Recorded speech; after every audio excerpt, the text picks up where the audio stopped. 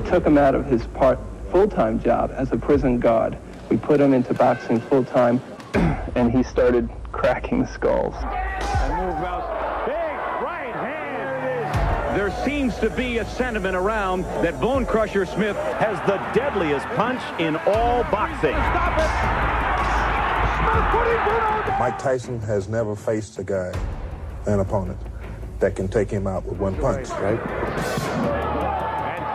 If I hit Mike Tyson with my best punch,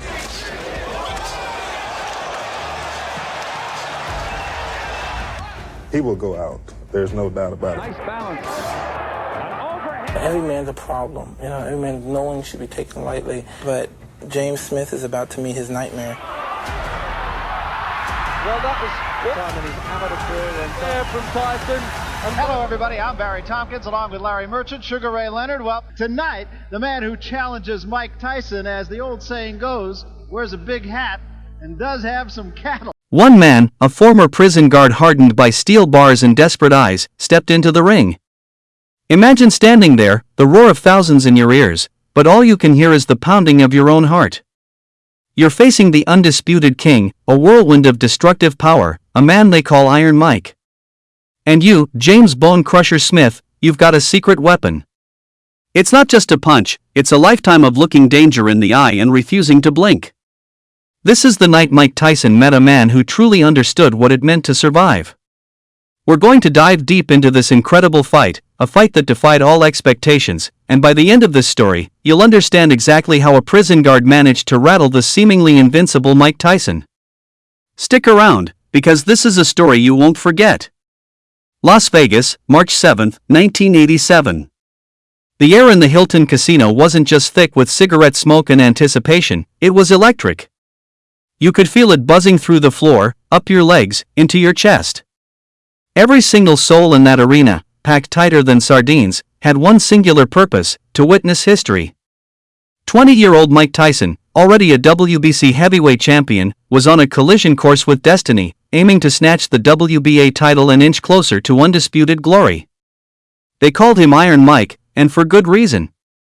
His punches landed like hammers, his speed was blinding, and his reputation preceded him like a thunderclap. But tonight, Iron Mike wasn't facing just another contender.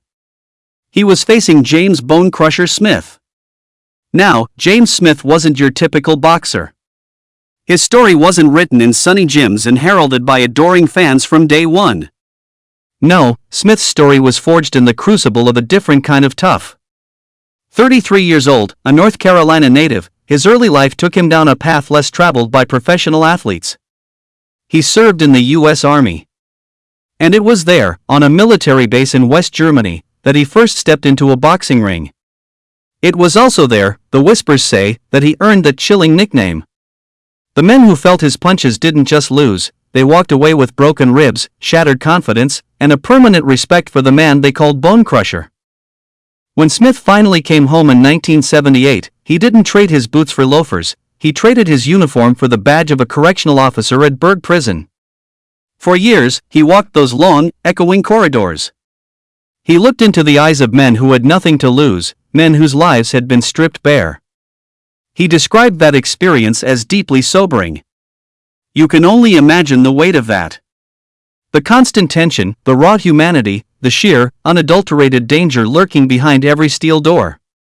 And it was in that environment, behind those formidable walls, that something profound took root within James Smith. Something no amount of sparring or training could ever truly teach. An absolute, unshakable calm. A stillness in the face of true, visceral danger. Think about that for a moment. While Tyson was honing his legendary power, Smith was learning to control his own fear.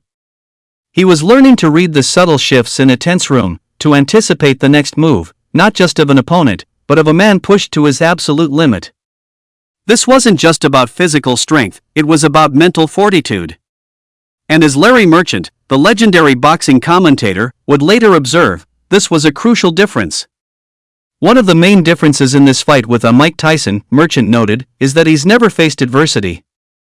He's known that pretty much he's been the favorite going into all his fights, and he's never had to overcome odds, overcome anything. And standing there, a formidable 6 feet 4 inches and tipping the scales at over 240 pounds, James Smith hit with a force that made knees buckle. His right hand, in particular, was a weapon of mass destruction. It had ended careers, changed fortunes, and earned him that moniker with brutal justification. His hands were down, and the referees going to stop it. He wore the Bone Crusher nickname with full, terrifying authority. Big right hand. There it is. The crowd roared, a wave of sound washing over the arena. Before stepping into the ring that night, Smith's record was impressive, 19 wins, 14 of them by knockout, against respectable heavyweights. He wasn't padding his stats against easy opposition. In fact, just 3 months prior, he'd shocked the boxing world. He'd stepped into the ring as a massive underdog against the reigning WBA champion, Tim Witherspoon, and dropped him in the very first round with a single, devastating shot. A single punch. You see where this is going, don't you? Smith didn't shy away from his intentions. He was an open book, his confidence radiating outwards. He told anyone who would listen that Mike Tyson, for all his ferocity, had never encountered anyone quite like him. Mike Tyson has never faced a guy, an opponent, that can take him out with one punch, Smith declared, his voice steady and unwavering. If I hit Mike Tyson with my best punch, he will go out. There's no doubt about it. He even added with a chilling certainty, so, if he go down with me, he will not get up. He will not get up. A collective gasp, a ripple of nervous laughter from the crowd. The bookmakers, however, weren't buying it. They saw Tyson, the young phenom, the knockout artist. The crowd, too, expected another quick, brutal display of Iron Mike's power. They expected fireworks, a short, sharp shock. But James Bone Crusher Smith had a different plan. A rough, unglamorous, perhaps even ugly plan, but for him, it was the only one that made any sense. He wasn't here to dazzle, he was here to survive. From the opening bell, Smith's strategy was crystal clear. Survive. He abandoned any pretense of an open, slugging match. The former prison guard, using his considerable size and strength, immediately smothered Tyson in clinch after clinch.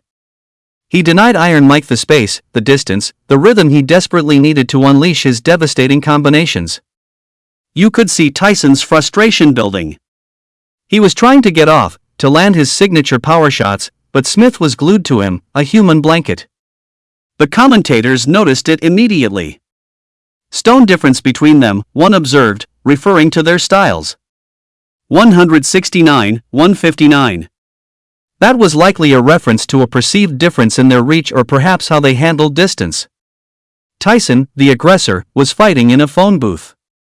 Just missed with that right hand there, another voice chimed in, the announcer clearly feeling the near miss from his seat. Almost felt the wind of that at the commentary position, right against the ring apron. The sheer power was palpable, even from a distance. A bit like Tyson's chin short to be tested, a commentator mused, and you could feel the collective breath held by the audience. Was this the night Iron Mike's chin finally met its match? There's no reason to suspect he's not the Iron Man, another voice countered, trying to reassure themselves, trying to reassure everyone. But the doubt had been planted. Tyson came out firing, as he always did. He didn't want to stand and admire his opponent, he wanted to get to work. And he real comes out firing early, doesn't he, Tyson?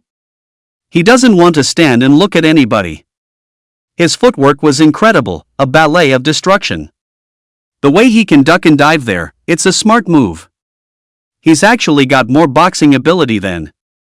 The sentence trailed off, perhaps because the focus shifted back to Smith's unusual tactics. Well, the old bone crusher is not coming out throwing the punches as he did with Tim Witherspoon, Larry Merchant observed. I think that was desperation. Maybe he's in much better condition now and feels he can buy his time. You could hear the crowd's response, a mix of cheers and some boos. They wanted action, not wrestling. Oh, what a punch-up, someone exclaimed, and for a brief moment, it looked like Tyson had landed something significant. But Smith weathered it. He was built for this. He was absorbing the blows, not with bravado, but with a quiet resilience. Right away he did. They're not holding back anything. I promise you that. But the action quickly devolved back into a messy, close-quarters battle. Too disturbed at this point, a commentator said, referring to the messy nature of the fight. Well, he's already sampled a few. Tyson was landing glancing blows, but nothing with true concussive force. And then Smith would tie him up again. Oh, and again there, the voice trailed off as Smith wrapped his arms around Tyson. He was clinging on for dear life. Going to hang on for dear life. He's going to stick to him like a barnacle, by the look of it. In the close quarters. The strategy was effective, but it was also infuriating to watch. The crowd, initially buzzing with excitement, began to grumble. They hadn't paid good money to see a wrestling match. Well, if Bone Crusher is hoping that Tyson will punch himself out, it might be a mistaken tactic, a commentator reasoned. Because even in the fights that went 10 rounds, and only 2 of his 28 wins were by decision, he clearly won. Tyson was used to going the distance, but he was also used to dictating the pace, to breaking his opponents down. The first round was a war of attrition, not of skill. Smith was determined to make Tyson work, to make him uncomfortable, to sap his energy. As the countdown for the end of the first round echoed through the arena, you could see the intensity on both fighters' faces. The stare down between Tyson and Smith was palpable. And the stare from Tyson and Bone Crusher. What's this all about? There was a simmering tension, a mutual respect perhaps, but also a clear animosity building.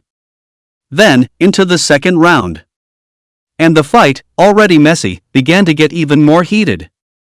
And now it's